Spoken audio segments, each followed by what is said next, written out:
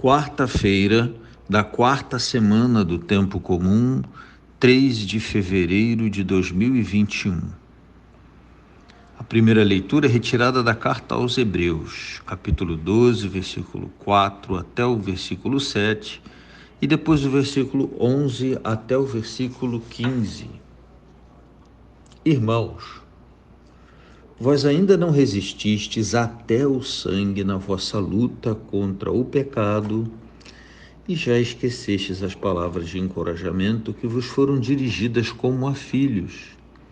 Meu filho, não desprezes a educação do Senhor.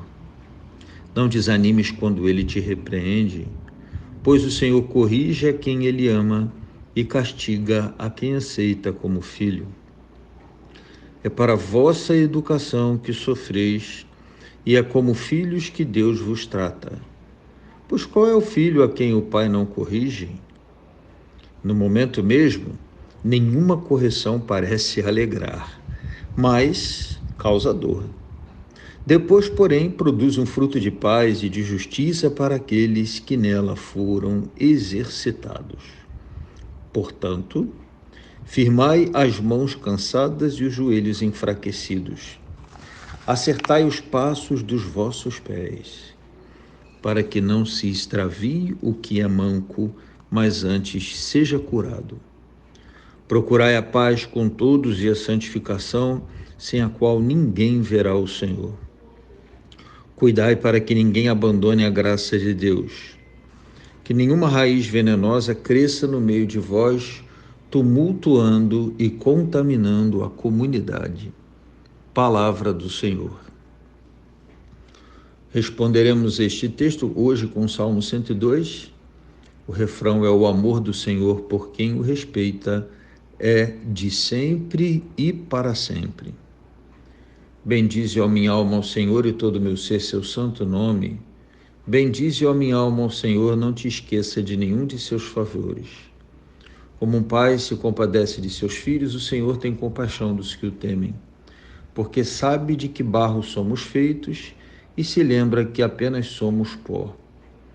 Mas o amor do Senhor Deus por quem o teme é desde sempre e perdura para sempre, e também sua justiça se estende por gerações até os filhos de seus filhos, aos que guardam fielmente sua aliança. O evangelho do dia é o de Marcos, capítulo 6, versículos de 1 a 6. Naquele tempo, Jesus foi a Nazaré, sua terra, e seus discípulos o acompanharam. Quando chegou o sábado, começou a ensinar na sinagoga. Muitos que o escutavam ficavam admirados e diziam: de onde recebeu ele tudo isso? Como conseguiu tanta sabedoria? E esses grandes milagres que são realizados por suas mãos? Este homem não é o carpinteiro, filho de Maria, irmão de Tiago, de José, de Judas e de Simão? Suas irmãs não moram aqui conosco? E ficaram escandalizados por causa dele. Jesus lhes dizia: um profeta só não é estimado em sua pátria, entre seus parentes e familiares. E ali não pôde fazer milagre algum. Apenas curou alguns doentes, impondo-lhes as mãos. E admirou-se com a falta de fé deles. Jesus percorria os povoados das redondezas, ensinando. Palavra da salvação. Irmãos e irmãs, nós temos caminhado ao longo desta semana à luz do texto de domingo, que apresenta em Marcos a autoridade do ensinamento de Jesus.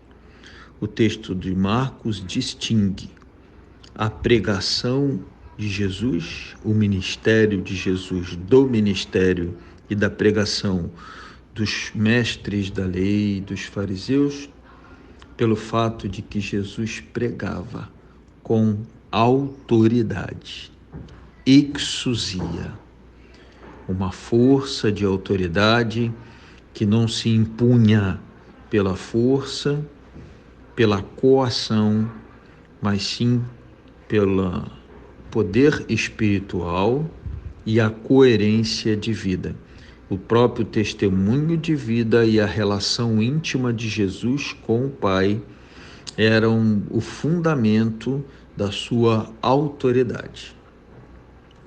E aí temos ao longo desta semana nos deparado com textos que desdobram ou se aproximam deste tema gerador para esta semana. A primeira leitura de hoje fala de educação, da importância de deixar-se conduzir e educar, reconhecendo que, por exemplo, no primeiro momento, a correção não causa satisfação, ela causa alguma dor, mas que ela é profundamente, do ponto de vista didático, pedagógico, importante para o nosso crescimento. A correção não deve desanimar, mas animar. A correção não deve enfraquecer os joelhos e nem produzir mãos cansadas. A correção deve sim ser um trampolim, uma ocasião e uma oportunidade de crescimento em todos os sentidos. E o texto do Evangelho nos coloca diante de Jesus, sendo questionado pelos seus, dificilmente acolhido, reconhecido, embora diante da mesma autoridade que Jesus manifestou no domingo passado em Cafarnaum, os contemporâneos de Jesus em Nazaré resistiam com perguntas do tipo: mas ele não é daqui? Mas ele não é filho de família daqui? Resistindo em reconhecer que dele, de fato, emanava uma autoridade que vinha de Deus.